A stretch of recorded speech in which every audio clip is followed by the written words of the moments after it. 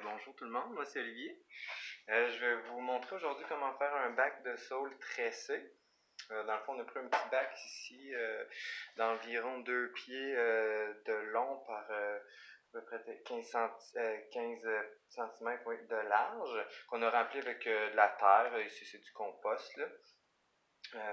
Donc voilà, le but c'est de montrer la technique de tressage.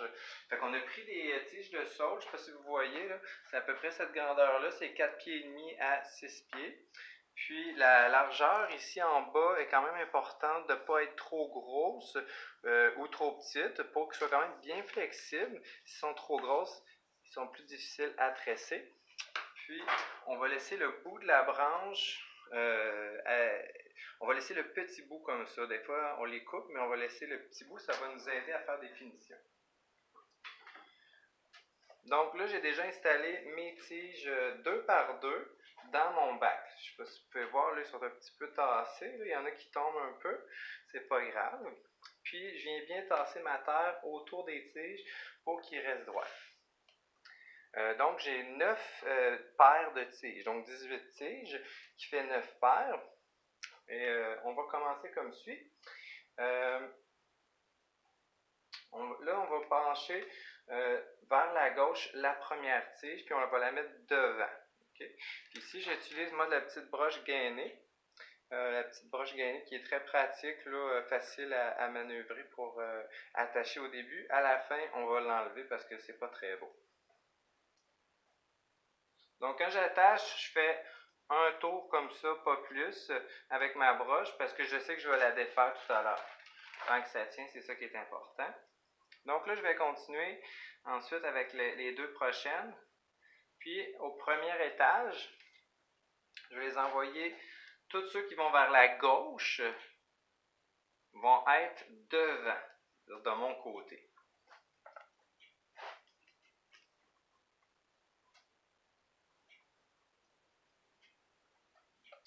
Donc là, ici, on a ma dernière paire de branches là, qui est toute seule à la fin. Celle-ci va commencer ma prochaine rangée. Donc, quand on y va, de la façon qu'on travaille, là, vous avez vu, j'ai commencé à droite du bac, je me suis envenu. Là, quand je vais repartir ma prochaine rangée, je vais m'en aller dans l'autre sens comme ça. Fait que naturellement, votre branche, là, elle va venir s'installer derrière pour partir votre deuxième rangée. Donc, vous auriez pu partir avec toutes les branches vers la droite, ça n'aurait pas été grave. Mais si vous voulez le faire avec le vidéo, dans le fond, je vous conseille d'y aller de cette façon-là, de partir vers la gauche, ça va être plus facile. Puis, de prendre un nombre de branches impair, un nombre de paires de branches impaires. Je ne sais pas si c'est clair.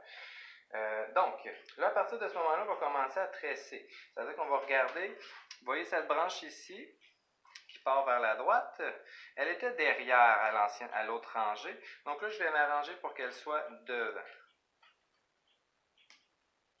Vous allez vous faire l'œil à force d'en faire. Donc ici, celle qui allait vers la droite était derrière. Encore ici, je vais m'arranger qu'elle soit devant.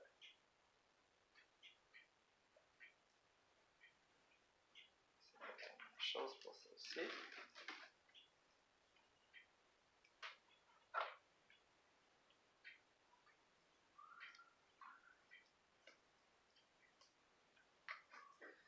Et voilà, là on est prêt à commencer notre troisième rangée.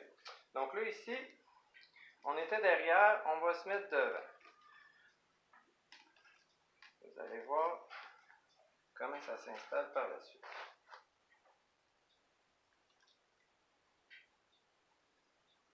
Des fois, elles sont un peu plus tannantes à attacher. Voilà. Donc on essaie de les laisser parallèles. Hein? OK. Ensuite, là, je vais être rendu à attacher ces deux-là ici ensemble. On peut voir qu'ici, j'étais derrière sur cette rangée-là. Donc là, je vais venir la mettre devant. Donc là, si vos tiges sortent de la terre, comme là, ça vient d'arriver, ça peut arriver, on va venir juste bien la replacer, bien retaper. Des fois, on peut rajouter un petit peu de terre si c'est problématique.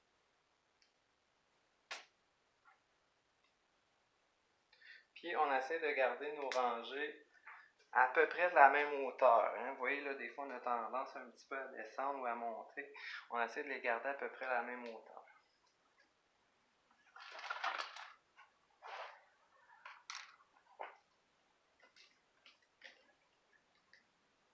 Donc, regardez ici, j'étais devant avec cette tige-là qui s'en va vers la gauche, derrière, et je me retrouve devant.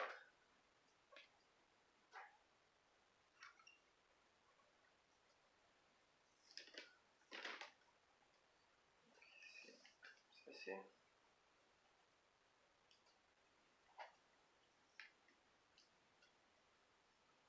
Donc, devant, derrière et devant. Et là, je suis rendu prêt à partir de ma quatrième rangée. Là, vous allez voir que, oh, regardez ici, j'étais devant et encore devant. C'est normal. Sur les côtés, ça va faire ça. Ça va faire un pattern. Au lieu de changer à chaque coup, ça va changer. Ça va faire une, deux devant, une derrière, une, deux devant, ainsi de suite.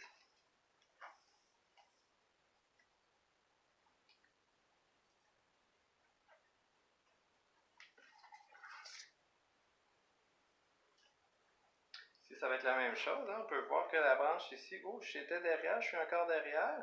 Mais là, je vais m'arranger pour être devant. Et ça, c'est parce que les branches de côté, ils vont suivre un peu ce pattern-là jusqu'à temps qu'ils se ramassent plus dans le milieu puis qu'ils vont avoir un pattern, un devant, un derrière.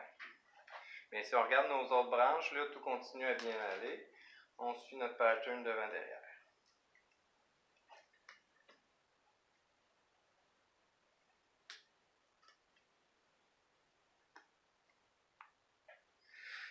Donc, là, vous commencez à voir un peu le tressage. Vous voyez les carreaux.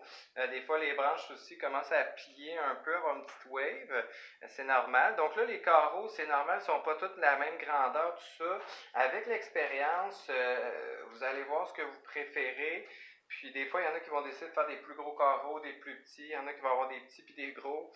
C'est pas très grave.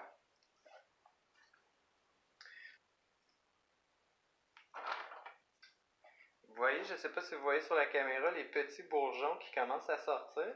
C'est que ça, c'est une haie de saule qu'on fait qui est vivante. Donc, si, quand on bouge les broches, si on frotte trop la tige, ça peut que vous fassiez sauter des bourgeons. Donc, ça, c'est des feuilles qu'il va avoir potentiellement de moins. Dans le bas, c'est moins grave parce que souvent, les feuilles se retrouvent plus en haut. Mais il faut faire quand même attention. Si on bouge nos rangées comme ça, je suis pas en bonne hauteur, juste faire attention des fois pour ne pas abîmer. Donc là, je pourrais continuer encore assez longtemps, parce que là, vous voyez peut-être pas le haut, là, mais mes branches, ils continuent encore longtemps. Mais ça va être le même pattern tout le long. Donc là, je vais vous montrer plutôt la finition. Donc, il y a toutes sortes de façons de finir. Je vais prendre ma caméra pour vous montrer vraiment là, que garder mes branches, ils continuent très haut. Là. Donc, rendu à ce stade-là, je peux prendre mes branches puis les tourner pour faire des cercles avec le haut. Je peux venir les attacher avec d'autres branches. Là, aujourd'hui, on ne va pas aller dans ces techniques-là. Aujourd'hui, on va rester dans le simple. De toute façon, rendu à ce stade-là, je conseille quand même toujours d'installer une branche pour soutenir votre tressage avant de défaire vos broches. Parce que l'une des prochaines étapes, là, ça va être de défaire vos broches. Donc là, la technique, je prends une petite branche, beaucoup plus petite. Puis là, je vais venir la passer d'avant en arrière.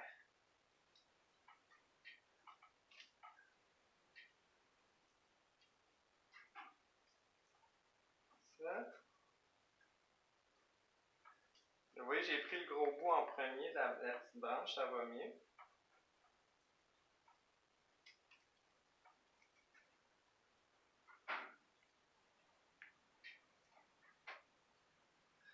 Voilà. Puis là, pour faire la même chose, je vais partir de l'autre côté avec le gros bout encore pour que toutes mes places soient soutenues. Cette branche-là est un peu petite, je vais en prendre une plus grande. Voilà. Donc là, je vais passer à la même endroit. Comme ça. Là, ça devrait plus être trop dur passer la branche. Ça va aider à soutenir. On peut les coller, on peut les distancer, après faites ce que vous voulez. Quand je suis rendu à cette étape-là, je vais observer de la petite corde naturelle là, pour venir bien finir d'attacher le tout parce que à la fin, je vais tout enlever mes broches.